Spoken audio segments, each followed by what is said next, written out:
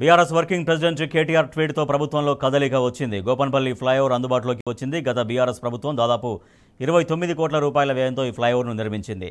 నల్లగండ్ల, తెల్లాపూర్, చందానగర్ వాసులకు ఎంతో ప్రయోజనం కలిగించే ఈ ఫ్లైఓవర్ ప్రారంభించడంలో ప్రభుత్వం నిర్లక్ష్యం ప్రదర్శించింది. ప్రభుత్వ తీరును ఎక్స్ వేదికగా కేటీఆర్ ఎండగట్టడంతో యుద్ధ ప్రాతిపదికన దిద్దుబాటు చర్యలు చేపట్టారు. సీఎం రేవంత్ రెడ్డి హుటాహుటిన ఈ ఫ్లైఓవర్ను ప్రారంభించారు. గోపన్పల్లి ఫ్లైఓవర్ విశేషాలపై టీ న్యూస్ గ్రౌండ్ రిపోర్ట్.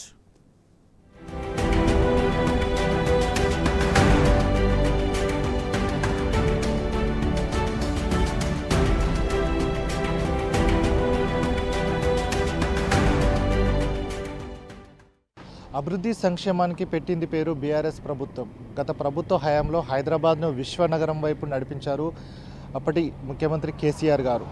హైదరాబాద్ను విశ్వనగరం చేయడం కోసం అటు లింక్ రోడ్లు కావచ్చు, ఎస్ఆర్డిపి, ఎస్ఎన్డిపి లాంటి ఎన్నో అభివృద్ధి కార్యక్రమాలను హైదరాబాద్లో తీసుకురావడం జరిగింది. అందులో భాగంగానే అప్పటి పురపాలక శాఖ మంత్రి కేటీఆర్ గారు ఆలోచనలతోటి ఎన్నో లింక్ రోడ్స్ రావడం జరిగింది, ఫ్లైఓవర్స్, అండర్ పాస్లు రావడం జరిగింది. ఇప్పుడు ఇందులో భాగంగానే అప్పుడు ప్రభుత్వం తీసుకున్న మరొక ఫ్లైఓవర్ ఏది అని అంటే గోపన్పల్లి నుంచి ఓవరాల్ కనెక్ట్ చేస్తూ తీసుకున్న ఫ్లైఓవర్ చెప్పుకోవడం జరుగుతుంది.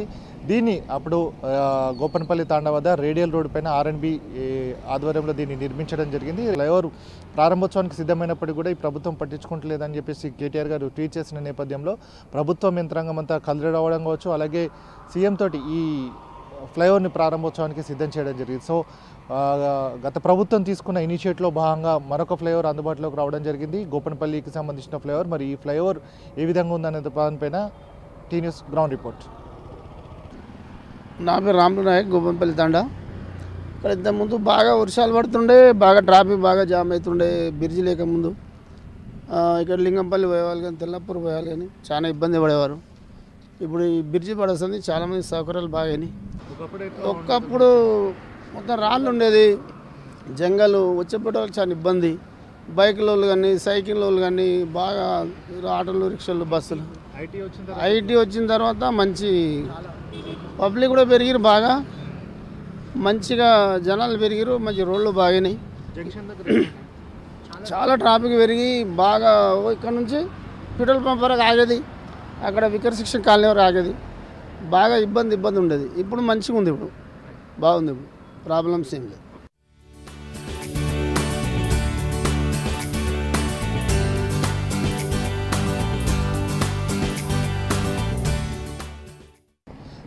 ప్రస్తుతం మనం గోపన్పల్లి తాండా జంక్షన్ వద్ద ఉండడం జరిగింది. గతంలో ఫ్లైఓవర్ కట్టక ముందు చూసుకున్నట్టయితే గోపన్పల్లి చౌరస్తా ఇది.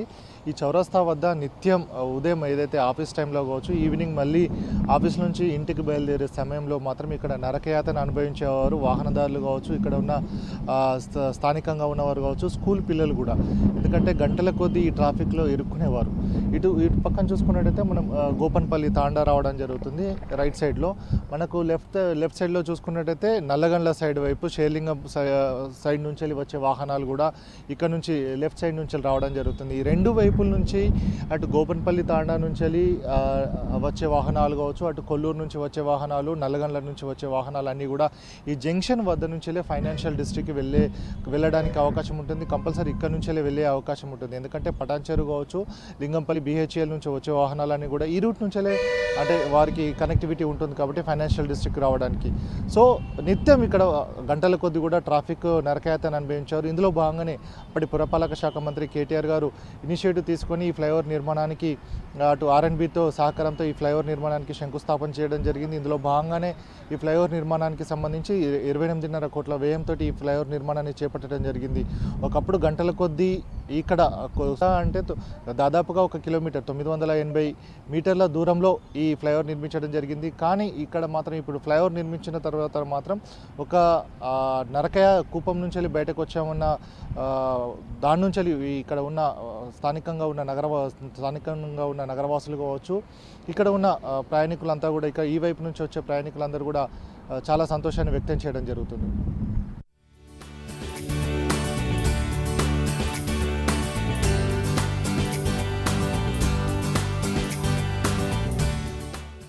ఈ ఫ్లైఓవర్ వై ఆకారంలో నిర్మించడం జరిగింది. ఎందుకనంటే ఫైనాన్షియల్ డిస్ట్రిక్ట్ గచ్చిబౌలి నుంచి వచ్చే వాహనాలన్నీ కూడా గోపన్పల్లి తాండా వద్ద ఈ ఫ్లైఓవర్ నుంచి అంటే వన్ వే ద్వారా ఈ రావడం జరుగుతుంది, పైకి రావడం జరుగుతుంది. ప్రస్తుతం మనం చూసుకున్నట్టయితే ఇక్కడ ఉన్న జంక్షన్లోనే రెండు వైపులా కూడా వై జంక్షన్గా ఇక్కడి నుంచి వెళ్ళి చీలిపోవడం జరుగుతుంది. ప్రస్తుతం మనం రైట్ సైడ్కి చూసుకున్నట్టయితే నల్లగండ్లకు సైడు షేర్లింగంపల్లి వైపు వెళ్ళడం జరుగుతుంది. అలాగే మనం లెఫ్ట్ సైడ్కి ఈ సైడ్లో చూసుకుంటే వెహికల్ వెళ్తున్న సైడ్ నుంచి చూసుకున్నట్టయితే ఇటువైపు కొల్లూరు తెల్లాపూర్ వైపు వెళ్ళడం జరుగుతుంది. సో మొత్తంగా ఈ రెండు ఏదైతే వై జంక్షన్ రావడం జరిగిందో ఈ రెండు వైపులా కూడా ఇటువైపు చూసుకున్నట్టయితే 550 మీటర్లు, ఇటువైపు చూసుకున్నట్టయితే 430 మీటర్లు, దాదాపుగా టోటల్గా 980 మీటర్లు పొడవుతోటి ఈ రెండు కూడా నిర్మించడం జరిగింది. దీనికి సంబంధించిన వెడల్పు 12 మీటర్ల వెడల్పుతోటి నిర్మించడం జరిగింది. సో మొత్తంగా అటు షేర్లింగంపల్లి నుంచి కావచ్చు, ఈ లింగంపల్లి నుంచి నల్గొండ నుంచి వచ్చే వాహనాలు అన్నిటి కూడా త్వరగా వచ్చే విధంగా, ఫైనాన్షియల్ డిస్ట్రిక్ట్ వచ్చే విధంగా కూడా ఇక్కడ సౌకర్యవంతంగా ఉండడం జరిగింది. ఎందుకంటే నల్లగొండ వద్ద ఇంకొక ఫ్లైఓవర్ ఉండడం జరిగింది. డైరెక్ట్గా అక్కడ నుంచి వెళ్ళి ఈ ఫ్లైఓవర్ ద్వారా వాళ్ళు రావడం జరుగుతుంది. అలాగే ఇటు కొల్లూరు లాంటి ప్రాంతాల్లో కావచ్చు, కొల్లూరు ఈ రెండు ప్రాంతాలన్నిటి కూడా ఈ శివారు ప్రాంతాలు ఏవైతే ఉండడం జరిగిందో ఇప్పుడు ప్రస్తుతం ఎక్కువగా అభివృద్ధి చెందుతున్న ప్రాంతాలుగా చెప్పుకోవచ్చు. ఎందుకంటే ఇక్కడ ఒక ఎకరం ధరనే 100 కోట్లు ఉంది అని అంటే ఏ విధంగా అభివృద్ధి చెందుతుందని చెప్పుకోవచ్చు. సో ఈ ఫ్లైఓవర్ నిర్మాణం వల్ల కూడా ఇక్కడ ప్రాంతవాసులకు ట్రాఫిక్ ఇక్కట్లు తగ్గడంతో డైరెక్ట్గా అటు కంపెనీల నుంచి వెళ్ళి చూసుకున్నట్టయితే ఇక్కడ మనం వచ్చే ఫైనాన్షియల్ డిస్ట్రిక్ట్ నుంచి డైరెక్ట్గా వీళ్ళు వాళ్ళ నివాసం ఉంటున్న ప్రాంతాలకు కావచ్చు, ఆఫీసులకు అంటే రివర్స్లో వచ్చేటప్పుడు మాత్రం వాళ్ళు ఏదైతే కింద మనకి డైవర్షన్ ఉండడం జరిగిందో సింగిల్గా ఆఫీస్ నుంచి అంటే ఫైనాన్షియల్ డిస్ట్రిక్ట్ నుంచి వచ్చే టైప్లో మాత్రమే వన్ వేలో వారు కొల్లూరు కావచ్చు, నల్లగొండ అలాగే ఈ తెల్లాపూర్ లాంటి ప్రాంతాలకు వెళ్ళవచ్చు. కానీ అటునుంచి వాళ్ళు తెల్లాపూర్ నుంచి వచ్చే వాళ్ళు మాత్రం ఎప్పుడైతే యూజ్ చేస్తున్న రహదారి ఉందో దాని ద్వారానే వారు కింది నుంచి రావడం జరుగుతుంది. సో మొత్తంగా ఈ ఫ్లైఓవర్ వల్ల కూడా ఈ ట్రాఫిక్ జంక్షన్లో ప్రాంతం అంతా కూడా ట్రాఫిక్ ఇక్కట్లు తగ్గాయని కూడా చెప్పుకోవచ్చు. అలాగే ఫ్లైఓవర్ వల్ల కూడా మరింతగా ఈ ప్రాంతం అంతా అభివృద్ధి చెందే అవకాశం కనబడుతుందని కూడా ఇక్కడ ప్రాంతవాసులు చెప్పడం జరుగుతుంది.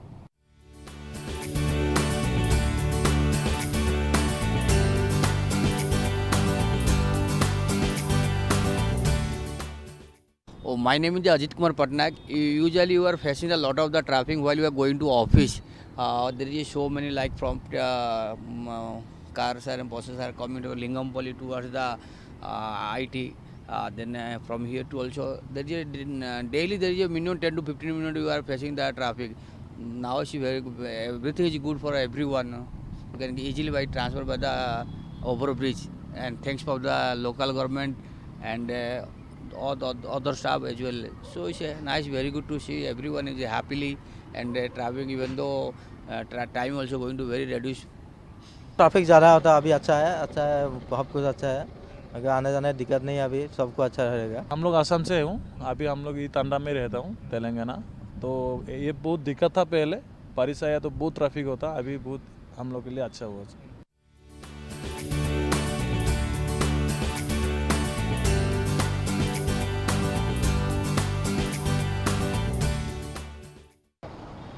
ఓకే, ప్రస్తుతం మనం గోపన్పల్లి తాండా జంక్షన్ వద్ద ఉండడం జరిగింది. ఈ జంక్షన్లోని ఇబ్బందుల వల్లనే ఈ ఫ్లైఓవర్ నిర్మాణానికి శంకుస్థాపన చేయడం జరిగింది. ఈ ఫ్లైఓవర్ నిర్మాణానికి కూడా పునాదులు వేయబడ్డాయి. సో మనం ప్రస్తుతం చూసుకున్నట్టయితే ఈ జంక్షన్ నుంచి అక్కడ నుంచి వచ్చే వాహనాలు అనేవి కూడా కొల్లూరు తెల్లాపూర్ నుంచి వచ్చే వాహనాలు ఉండడం జరుగుతుంది.